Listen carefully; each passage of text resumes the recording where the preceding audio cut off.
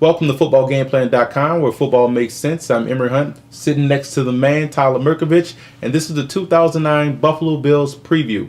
Tyler, a lot of good stuff going on in Buffalo this offseason, busy offseason with the addition of Terrell Owens. How do you see Terrell Owens affecting that offense in Buffalo? Well, 7 wins the past 3 years. They need to get off that card of mediocrity. And people may forget they were 5-1 to start the season last year before dropping 8 of the last 10.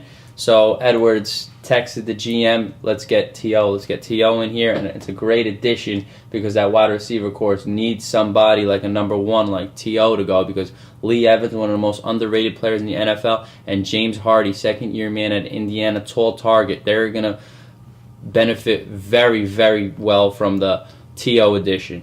Also, Sean Nelson they picked up in the middle rounds of the draft.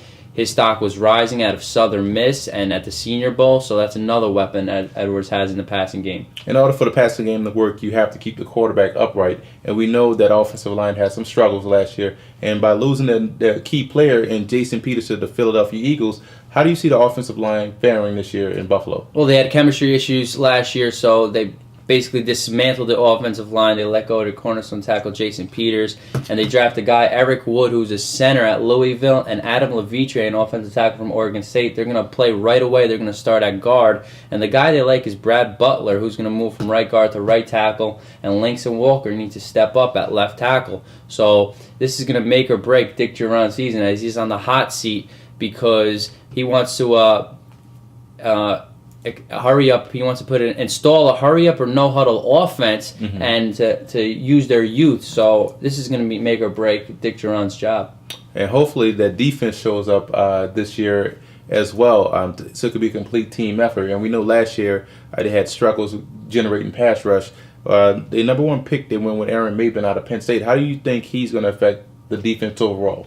Well, they definitely need a pass rusher, as they only had 24 sacks last year, and Aaron Maben didn't really like the pick. I think he's more of an outside linebacker in a 3-4 rather than an end in a 4-3.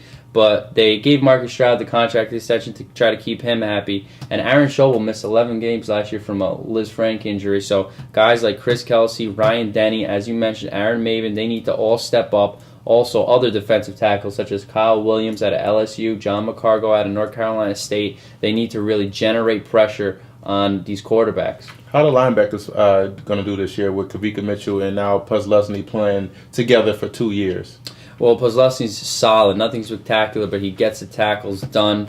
Coverage is a little questionable. He had 110 tackles last year, and Kavika Mitchell is a leader. He's a more versatile guy who could make some picks in coverage. And you look at the secondary with Dante Whitner, you have Leotis McKelvin, Terrence McGee. How do you see that secondary, which is a team strength, looking to improve on already last year their impressive season? Well, at safety, Dante Whitner is the leader, and they're going to try to figure out if Coe Simpson gets in the lineup. Coe Simpson will play free safety, and Dante Whitner will move down to strong safety. But if they put the bigger Brian Scott out of Penn State in there, he'll play strong safety, and Dante Whitner will go back to free, which I think they'll be better off at. But let's talk about their corners. 2 very undersized guys, but they are fast. Leotis McKelvin was a rookie last year. He showed flashes of brilliance. And Terrence McGee, very speedy guy. Reggie Corner stepped up after Jabari Greer injury. Greer out to New Orleans. They bring in Drayton Florence, and they draft a guy out of Oregon named Jarvis Bird. So they know that they got to play New England twice. They're going to spread them out, so they need some corners, and these guys need to cover. They need to step up. A lot of talent in that secondary with speed as well. Special teams, Roscoe Parrish, the name that jumps out to you right away. Good guys, speed. What do you think about that special teams this year with Leotis McKelvin and Roscoe Parrish in his second year on those teams? Best special teams in the year in the league last year. Bobby April was special teams coach of the year, and as you mentioned, Roscoe Parrish, he is unbelievable at returning. They also could throw McKelvin back there, who's a great returner also, and Ryan Lindell has been pretty solid in the windy Buffalo city. And one thing that's important, you're going to need every aspect of your game to compete in that tough AFC East. So with that said, what do you see Buffalo finishing in the AFC East? Well, their schedule is brutal, just like the whole rest of the AFC East. So but they lose Lynch for the first 3 games. They need to get at least 2 of those first 3 because they got a brutal schedule after that, and they close out against New England, Atlanta, Indianapolis, plus a game against the Jets in Toronto, which are already 0-1 in Toronto. So I'm going to say they're going to finish around 500, probably second or third in the division, but I don't think they're going to make the wild card. Well, there you have it from the man Tyler Merkovich. To check out more NFL team previews, go to footballgameplan.com/NFL.